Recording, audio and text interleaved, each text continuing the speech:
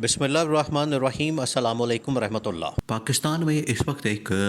बिल्कुल नई तजवीज़ सामने आई है और आज के हालात में ये इतनी बड़ी तजवीज़ है कि अगर इसके ऊपर सही मानों से इम्प्लीमेंटेशन हो जाती है तो एक जो ट्रांसफ़र ऑफ पावर है टॉप लेवल के ऊपर वो स्मूथली हो सकती है, वरना फिर इलेक्शन का रास्ता इख्तियार करना पड़ेगा और मैंडेट की वापसी का रास्ता इख्तियार करना पड़ेगा। यानी दोनों में से कोई एक ऑप्शन फिर इस्तेमाल करनी पड़ेगी। और पाकिस्तान इस वक्त जिस स्टेज से गुजर रहा है, आलमी सतह के ऊपर जो हालात बन चुके हैं, इंटरनेशनली जो प्रेशर पाकिस्तान के ऊपर आ रहा है, पाकिस्तान अफोर्ड ही नहीं कर सकता। पाकिस्तान उसका मुतामिल ही नहीं हो सकता कि किसी किस्म का कोई एडवेंचर किया जाए, कोई तजर्बा किया जाए, पाकिस्तान के अंदर कोई एक्सपेरिमेंट किया जाए। देखिए, मौजूदा जो इस वक्त हाइपर निज़ाम है, शहबाज शरीफ की जो गवर्नमेंट है, उसके पीछे जो इस्टेब्लिशमेंट की सपोर्ट है, वो तो अब बिल्कुल खुल के मामलात सामने आ गए हैं कि जिस तरीके से शरीफ ख़ानदान को मुकम्मल तौर पर इस्टेब्लिशमेंट की सपोर्ट है, उनके साथ जो क़ुर्बत है, उनके साथ जो रिलेशंस हैं, उनकी जिस तरीके से हिमायत की जाती है, और क़ुर्बत का आलम यह है कि उनकी शादी ब्याहों के अंदर भी शिरकत अब मामूल की बात बन चुकी है। उसको छुपाने के लिए बड़ी कोशिश की जाती है, लेकिन अब ये चीज़ें पब्लिक हो चुकी हैं, दुनिया को पता लग चुकी हैं कि इसके पीछे जो असल ताकत है, ये जो शरीफ ख़ानदान की इस वक्त दो जगह पर आपको गवर्नमेंट नज़र आती है, एक वफाक के अंदर और एक पंजाब के अंदर। एक जगह पर शहबाज शरीफ, दूसरी जगह पर मरीम नवाज़। ये जो आपको दो हुकूमतें नज़र आती हैं, इसके पीछे वाज़ेह तौर पर जो इस्टेब्लिशमेंट की सपोर्ट है वो आपको नज़र आ रही है। अब इसमें कोई शक व शुबे वाली बात नहीं है। दूसरी जानिब कुछ मज़ीद तजर्बात की बात हो रही है। सुहेल वड़ाइच ने अभी चंद दिन पहले एक बात की, बड़ी मानीखेज़ बात थी, और आज मुनीर फारूक के अपने ही ब्लॉग के अंदर ये बात कर दी गई है कि अबूरी हुकूमत का क्या एक तजवीज़ सामने आई है, और अगर अबूरी हुकूमत कायम की जाती है तो फिर उसके लिए क्या क्या चीज़ें करनी पड़ेंगी, उसके लिए इंग्रेडिएंट्स क्या होंगे। अब ये बहुत बड़ी खबर है, बहुत बड़ी। उन्होंने असल में ये लीड हासिल की है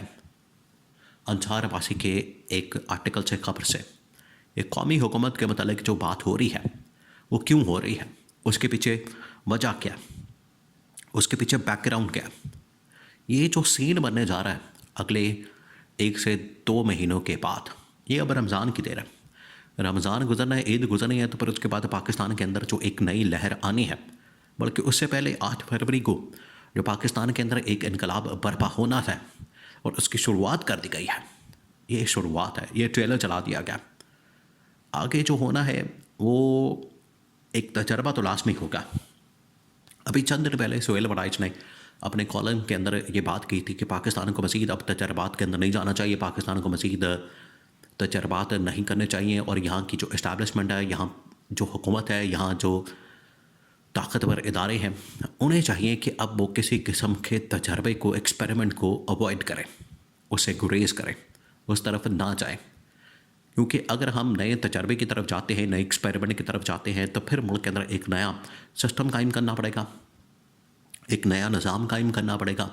क्योंकि ये जो तजर्बात की बात होती है उसमें 3-4 चीज़ें, 3-4 बड़े बड़े पॉइंट्स हैं। ये तजर्बात से मुराद क्या है? तजर्बात से मुराद ये है कि मुल्क के अंदर या तो आप एक टेक्नोक्रेटिक सेटअप कायम करते हैं, मुल्क के अंदर टेक्नोक्रेटिक सेटअप इस लेवल का होगा या इस तर्ज का होगा जिस तरीके से अनवारुल्लाह काकड़ की गवर्नमेंट के दौरान एक टेक्नोक्रेटिक सेटअप सामने आया था, जिसमें अपनी अपनी फील्ड के एक्सपर्ट माहिरीन ला के इन लोगों ने बिठा दिए थे, लेकिन वो नाकाम हो गए। उन्हें अंदाज़ा ही नहीं हुआ, उन्हें पता ही नहीं चला, उनको पता ही नहीं था कि गवर्नमेंट की वर्किंग कैसे होती है, गवर्नमेंट फंक्शन कैसे करती है। तो अनवारुल्लाह काकड़ का जो एक्सपेरिमेंट था, टेक्नोक्रेटिक सेटअप का जो एक्सपेरिमेंट था, मुकम्मल तौर पर फेल हो गया, नाकाम हो गया। उसके बाद फिर बात की जाती है कि आप मुल्क के अंदर छोड़ें ये पार्लिमानी निज़ाम को। ये जो इस वक्त पार्लियामेंट का निज़ाम चल रहा है, ये जो इस वक्त पार्लिमानी निज़ाम पाकिस्तान के अंदर राइज कर दिया गया है, इसको छोड़ें, बंद करें। आप एक काम करें कि आप मुल्क के अंदर जो इस वक्त सदारती निज़ाम है वो कायम करते हैं। और बहुत सारे मुल्कों के अंदर क्योंकि सदारती निज़ाम है, और ज़्यादातर तरक्की याफ्ता ममालिक में, जिसमें यूरोपियन ममालिक हैं, चाइना है, फिर उसके बाद अमेरिका है, वहाँ पर क्योंकि एक सदारती निज़ाम है और उस सदारती निज़ाम के अंदर आप देखें कि उन मुल्कों में कितनी तरक्की और खुशहाली है। तो एक ये बात की जाती है कि मुल्क के अंदर सदारती निज़ाम राइज कर दिया जाए, नाफिज कर दिया जाए, मुल्क के अंदर सदारती निज़ाम को बढ़ाया जाए, मुल्क के अंदर सदारती निज़ाम को कायम कर दिया जाए। तो ये एक टर्निंग पॉइंट हो सकता है और उसकी वजह से पाकिस्तान के अंदर बहुत बड़ी तब्दीली आ सकती है, ये भी बात होती है। लेकिन अब जो तजवीज़ सामने आई है वो ये कि स्मूथली ट्रांसफ़र ऑफ पावर होने चाहिए, बजाय इसके कि आप दोबारा से मैंडेट हासिल करने के लिए इलेक्शन की तरफ जाएं या फिर यही जो मैंडेट इस वक्त चोरी किया गया है उसको वापस करें। क्योंकि जो इमरान खान जिस कॉल को लेकर आगे बढ़ा है, इमरान खान और PTI की जानिब से जो कॉल दी गई है 8 फरवरी को, जो एहतजाज की कॉल, तहरीक की, धरने और लॉन्ग मार्च की जो कॉल दी गई है, उसका बुनियादी एजेंडा क्या है, बुनियादी जो बेसिक जो उसका कोर है वो ये है कि 8 फरवरी को क्योंकि मैंडेट छीना गया है, चोरी किया गया है, डाका मारा गया है, इसको लेजिटिमेसी फ्राहम नहीं की गई, इसको माना नहीं गया, तस्लीम नहीं किया गया। तो पहले दिन से जब इस किस्म की चोरी को, डाके को, इस किस्म के निज़ाम को तस्लीम नहीं किया गया, माना नहीं गया,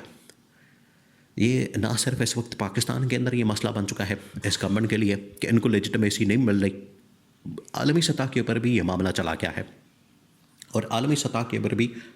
इस गवर्नमेंट को लेजिटिमेसी नहीं मिल रही। गवर्नमेंट को कोई भी सरबराही मुमलकत इनको मानने के लिए तैयार नहीं है। इतने बड़े बड़े, उसकी सबसे बड़ी एग्जांपल आप डोनाल्ड ट्रंप से ले सकते हैं। डोनाल्ड ट्रंप जब भी बात करता है, मुलाकात करता है, इस हवाले से इंटरेक्शन करता है, डोनाल्ड ट्रंप की जानिब से जब भी पाकिस्तान में कुछ फ़ैसला करने के लिए कॉल की जाती है, कॉन्टैक्ट किया जाता है, रब्ता किया जाता है, तो गवर्नमेंट के साथ नहीं किया जाता बल्कि मौजूदा इस्टेब्लिशमेंट के साथ किया जाता है। इस्टेब्लिशमेंट तो चले अपने तरीके से, जो भी उनके अंदर एक मेरिट का सिस्टम है वो उसके ज़रिए से आ जाती है, लेकिन ये जो गवर्नमेंट है इन्होंने क्योंकि मैंडेट चोरी किया, टाका मारा, चोरी शुदा मैंडेट के साथ एक हाइब्रिड निज़ाम कायम कर दिया गया है, इस वजह से इस हुकूमत को कोई भी शख्स मानने के लिए तैयार नहीं, ना पाकिस्तान के अंदर ना आलमी सतह के ऊपर। तो कौमी हुकूमत का क़याम असल में एक स्मूथ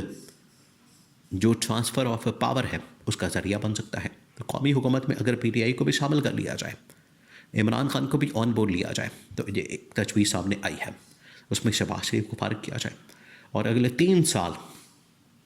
अगर कारकर्दगी दिखाई जाती है तो फिर कंटिन्यू किया जाए, अदरवाइज़ 3 साल बाद ऑटोमेटिकली मुल्क जो है वो इलेक्शन की तरफ चला जाए। ये अब तजवीज़ सामने आई है, ये अब ओपिनियन सामने आई है जिसके ऊपर इस्टेब्लिशमेंट ने भी गौर किया और ये जो असल में तजवीज़ है ये